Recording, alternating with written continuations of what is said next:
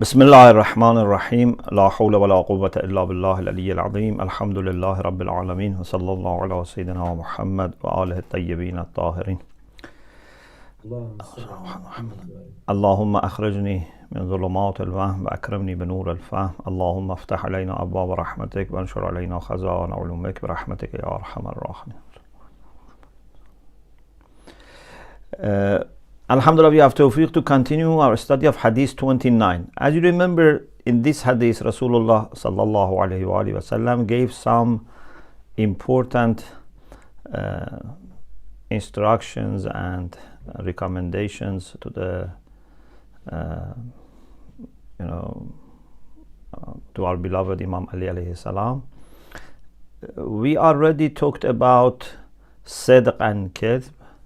Then the second thing was wara', we talked last week. The third thing here is wala tajtari ala khiyanatin abada. Never dare doing any betrayal. Never betray. It doesn't say to whom, and it's very general. Anything which is considered as a matter of betraying. Now, today, inshallah, we want to discuss about khiyana, which is to betray, which is opposite to trustworthiness, to keep amana or trust with maximum respect. So, he says that either here it means not to do any haram, so it would be a matter of further emphasis on wara', because wara' was, at least for the general level and for the bottom line, was to avoid haram. But then we talked about higher levels of wara'. But the minimum requirement of wara' is not to do haram, and betraying is to commit haram and to disregard Allah's boundaries, Allah's rights upon us, which require obedience. It can also mean anything that is wrong and anything that can be an obstacle on our way towards Allah subhanahu wa ta'ala. Not only performing or committing muharramat, sinful actions, anything, even, for example, sometimes not doing something which is mustahab, or doing makruh, or something which is mubah. Many worldly affairs might be mubah. From fiqh perspective, they are not considered to be haram, but it can be a matter of wasting time, or a matter of at least missing priorities. So a real, or you can say a comprehensive way of observing all the trust and not to do anything which can be considered as khiyana is to make sure that all your organs, eyes, ears, tongue, hand, legs, skin, and even your heart, everything are observing the will of Allah subhanahu wa ta'ala in the way that relates to each of them. Then he talks about why we should be very careful about trustworthiness when it comes to our relation with Allah subhanahu wa ta'ala, and when it manifests itself especially in the way we should be trustworthy with each other, because a great aspect of our appreciation of the trust of Allah, amana of Allah subhanahu wa ta'ala, is the way we treat each other and the way we observe rights of each other.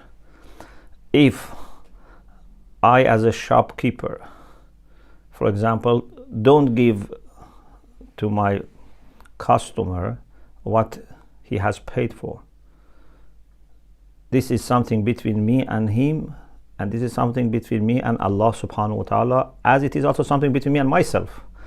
All of them are in danger now if I am not giving him what he has paid for, what he deserves.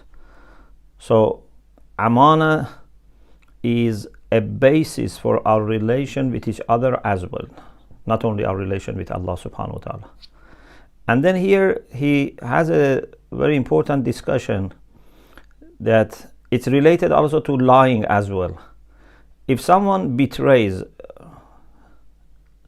is weakening the foundation of society, because human beings cannot live on their own. They need to live together. They need each other's help.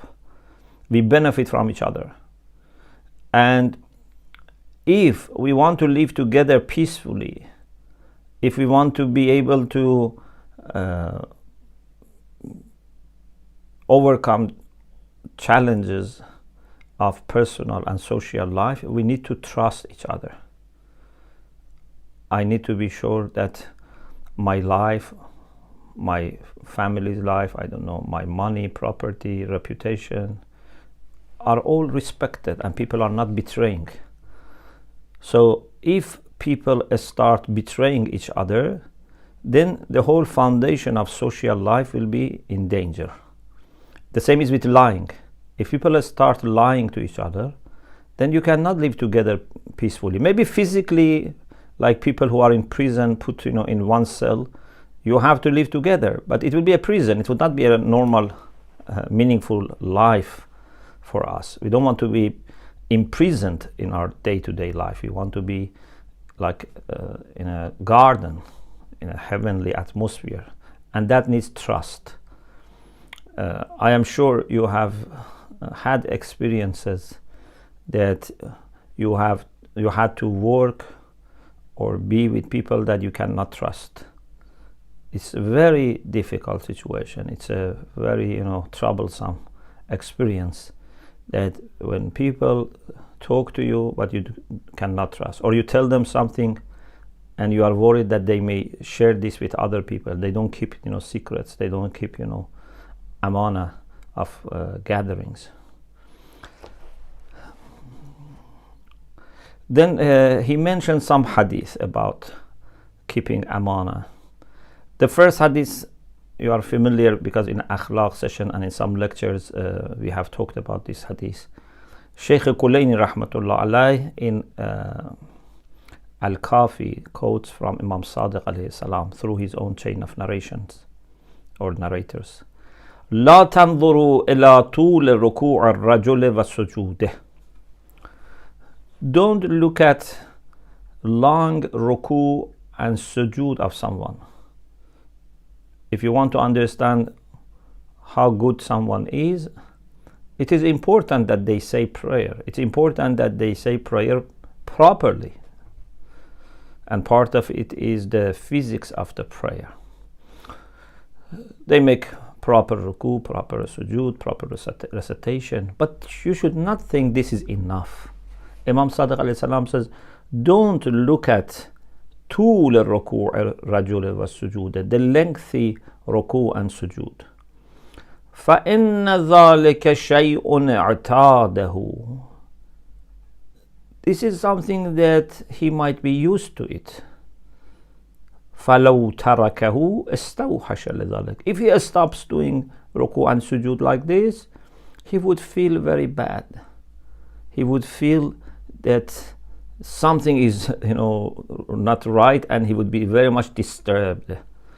Like for example, someone who has a habit of taking cup of tea or coffee at certain time. If he doesn't take it, he feels bad.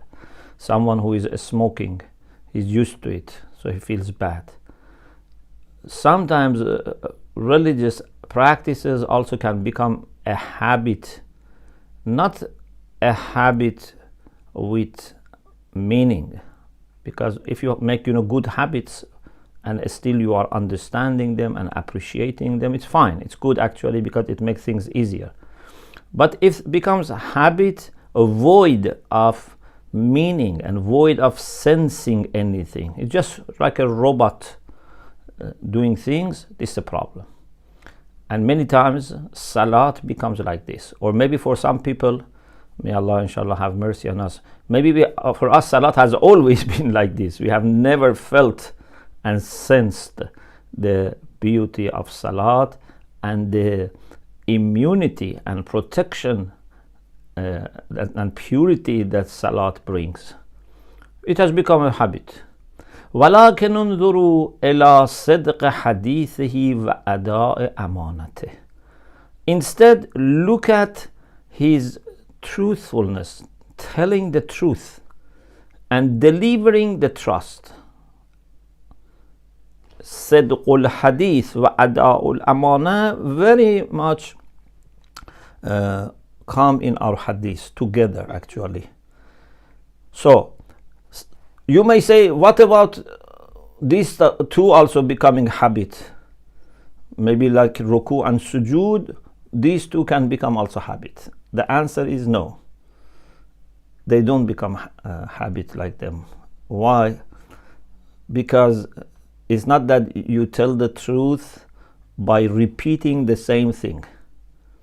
Telling the truth now is to tell something, another time is to tell something else, another time something else. Also amanat are different, trusts are different times, different people, different things that they require from me, so they don't become a void habit. Yes, you can develop in yourself what we call malaka, a permanent state of heart, a permanent virtue of truthfulness or trustworthiness. That is different from habit. That is not a habit, that is a virtue. That's a malaka, which is what we call sifatun rasikhatun fi nafs, is a kind of permanent or established quality of the soul that is good. If that is developed, that is very good. This is different from habit, which is a perpetual pattern of behavior that may not even need your serious engagement with the action. Just as if from the surface of your heart at maximum something happens. So even if it touches your heart, it's just from the surface of the heart.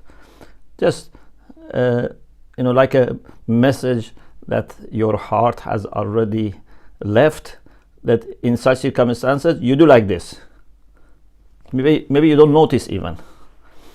Sometimes, for example, we pray and just at the end of prayer we realize that we have been praying. It happens because it has become a habit. So this is one hadith. The next hadith is again from Imam Sadiq alayhi salam. And someone says, I told Imam Sadiq alayhi salam, Abdullah ibn Abi Ya'fur, who was a companion of Imam Sadiq alayhi salam, is sending you salam. So I conveyed salam of Abdullah ibn Abi Ya'fur. Imam Sadiq alayhi salam said, Alayka wa alayhi salam. This is very good actually, that whenever someone brings you salam, you give salam to the person who has sent salam and to this person. Say alayka wa alayhi salam. Or sometimes people say alayka wa alayhimus salam if you want to say it in plural form, but you can say alayka wa alayhi salam. إذا أتيت عبد الله, when you go to Abdullah ibn Abi Ya'fur, فقرأه السلام. Then Imam gave a kind of formal message that he can literally convey. Tell him my salam, وقل له, and tell him إن جعفر بن محمد يقول لك. tell him that Ja'far ibn Muhammad is telling you. So it's a kind of Imam was dictating to this person this message to be carried and conveyed to Abdullah ibn Abi Ya'fur. انظر ما بلغ به علي عند رسول الله صلى الله عليه وآله فالزمه. O Abdullah ibn Abi Ya'fur, this is the message of Imam Sadiq alayhi salam. See what has made Imam Ali alayhi salam able to reach the position that he had with Rasulullah. So see means try to understand, try to consider what made Amirul Mu'mineen reach that position that he had with Rasulullah. Falzamhu. Then you also try to commit yourself to that thing. Then he himself gives the answer. فإن عليا عليه السلام إنما بلغ ما بلغ به عند رسول الله. Many people may wonder now, what was that thing, or what were those things that Amirul Mu'mineen had observed, and because of that Rasulullah loved him and brought him nearer to him. Imam Sadiq says that was because of صدق الحديث وأداء الأمانة. إنما بلغ ما بلغ به عند رسول الله بصدق الحديث وأداء الأمانة. Amirul Mu'mineen was loved by Rasulullah and reached that position of nearness to Rasulullah because of صدق الحديث وأداء الأمانة. He was telling the truth and he was trustworthy, delivering the trust back to the people who have entrusted him. This shows that Imam Sadiq alayhi salam also, and all Imams, they want their companions to be like this, and based on how much they have these two qualities, they give them chance of coming nearer to them. So if we also want to get closer to Imam Mahdi Ajjalallahu Ta'ala Farajahu Sharif, we should show these two qualities. We should exhibit these two qualities. صدق الحديث وأداء الأمانة.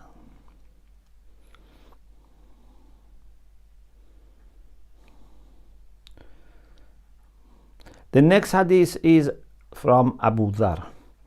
Abu Dhar says that سمعت رسول الله صلى الله عليه وآله يقول, I heard Rasulullah صلى الله عليه وآله وسلم saying, حافة الصراط يوم القيامة الرحم والأمانة. On the day of judgment, there are two things that